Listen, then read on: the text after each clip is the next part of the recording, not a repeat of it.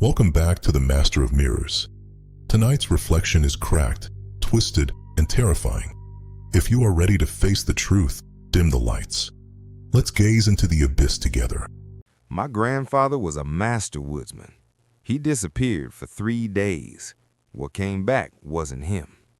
I'm writing this because I don't know who else to tell. The police closed the case as a medical episode. My mom is in denial, and the doctors are calling it distinct trauma-induced dementia.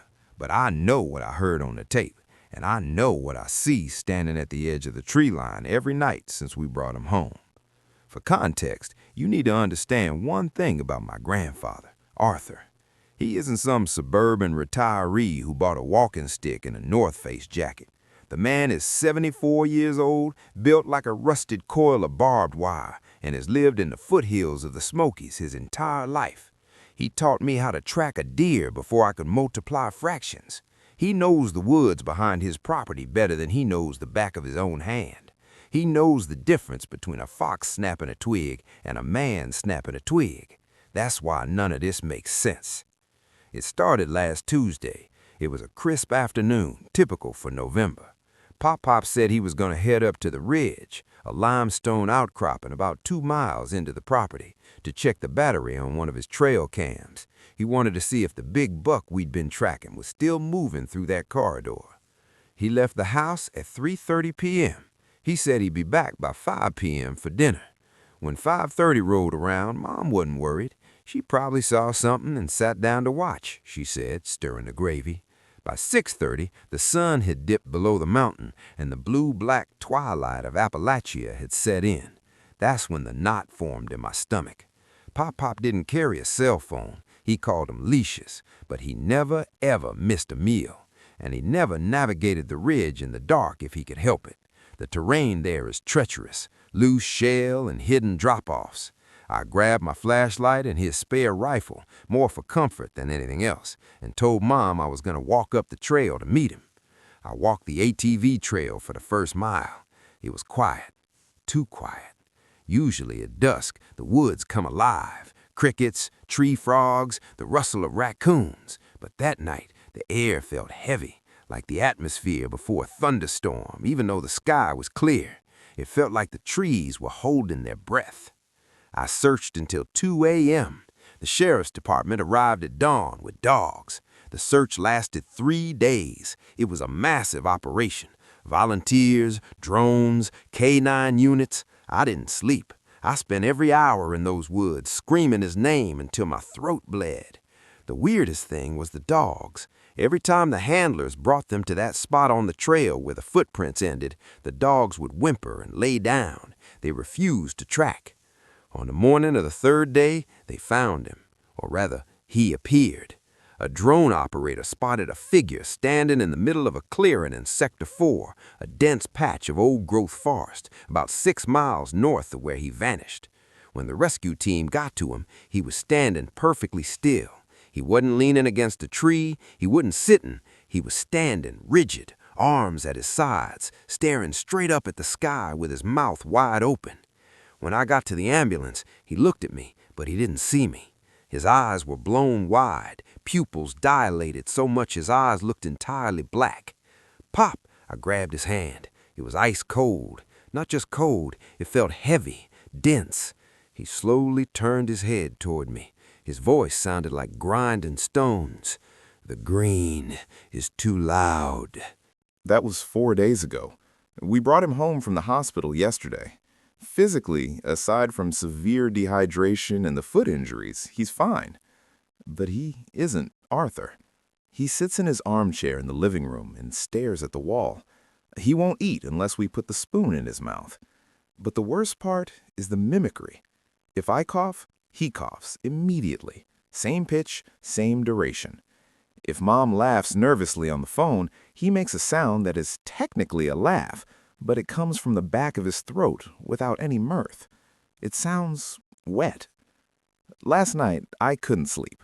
I went downstairs to get a glass of water. Pop was standing at the sliding glass door to the backyard. He was naked. He was pressing his face against the glass, flattening his nose and lips, staring out into the dark woods.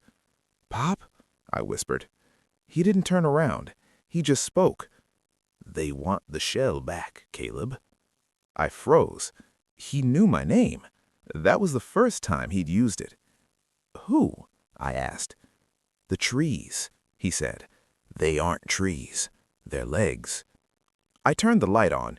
He flinched violently, like a cockroach exposed to sudden brightness, and scurried, literally scurried, on all fours behind the sofa.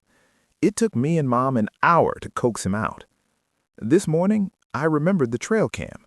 When the police gave us his personal effects, they handed me the SD card that was in his pocket. I put the card in my laptop. Most of the files were standard. Then there was a video file. I played the file. The angle is weird. It's looking up from the ground. You can see his boots. You can hear him breathing. He's humming a Johnny Cash song. Then the audio changes. A low-frequency hum starts. Pop-Pop stops humming. "Hello?" he says. From behind the camera, from the direction of the deep woods, a voice answers. "Hello?" It was his voice, identical. Pop-Pop steps back. "Is someone there?" The voice replies. "Is someone there?" "Quit playing games," Pop snaps. "I've got a rifle." "I've got a rifle," the voice mimics. But this time, the tone changes. It's mocking him. Then the camera shakes. Pop-Pop screams, "What in God's name is that?" And the voice replies, but not in his voice anymore. It replies in my voice. "It's just me, Pop. Come here. Look at me." I swear to God, hearing my own voice come out of those speakers made me vomit. It sounded like me, but wrong, hollow. On the video, Pop-Pop starts backing away. "Caleb, you're not supposed to be here." "I hurt my leg, Pop. I'm down in the ravine. Help me. It's so deep." "Stay put. I'm coming," Pop yells. He runs past the camera. The footsteps fade.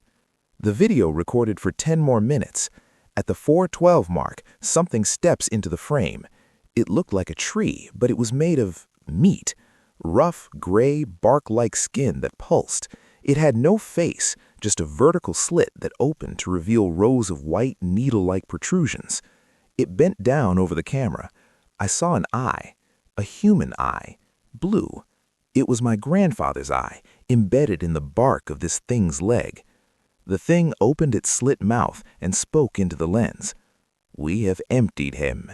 He is a good vessel. We will return him to the nest to incubate." I ejected the SD card and smashed it with a hammer. I didn't know what else to do. I flushed the pieces down the toilet. "I tried to tell Mom. She thinks I'm having a breakdown due to stress. She's upstairs right now, reading a book to him. But I'm sitting here in the kitchen, staring at the baby monitor we set up in the living room. Pop is sitting in his chair. He's looking directly at the camera. He hasn't blinked in 6 minutes. And I can hear him whispering. The monitor audio is cranked up. He's saying, "Caleb, Caleb, open the door. The legs are here. They want to meet you." I looked out the back window a moment ago. The tree line. It's closer than it was yesterday. I measured it. The oak tree that used to be 10 yards from the porch is now 5 yards away. And there are 3 more trees behind it that I don't recognize. They're tall, pale, and they are swaying even though there is no wind. I'm gonna lock the basement door. I'm gonna get the shotgun. If you live near the Blackwood Ridge, stay out of the woods. And if you hear a loved one calling for help from the trees, don't answer. Update 1. I can't talk long. The power just went out. After I posted this, the whispering on the monitor stopped. I thought he had fallen asleep, but then I heard the sliding glass door slide open. I ran to the living room. The door was wide open. The screen was ripped out. Mom was standing there, staring out into the dark. "Mom?" I asked. "Where's Grandpa?" She turned to look at me. Her eyes were wide, dilated, black.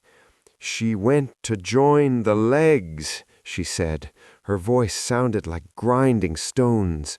"He said there is room for one more." She smiled, her mouth opened too wide. I saw the skin at the corners of her lips tear. I hear them, Caleb. The green is so loud. I'm in the bathroom now. I have the shotgun. I can hear heavy, wet footsteps in the hallway. Not footsteps, more like heavy thuds, like wood hitting the floor. There's a scratching at the door. Caleb. It's my voice. It's coming from the other side of the door. Let us in. We have emptied your mother. She is a good vessel. I'm going to shoot whatever comes through this door. If I don't make it, burn the woods. Burn the whole goddamn forest down. End of transmission. The story may be over, but the reflection remains. If you survived this tale, leave a like to ward off the bad luck.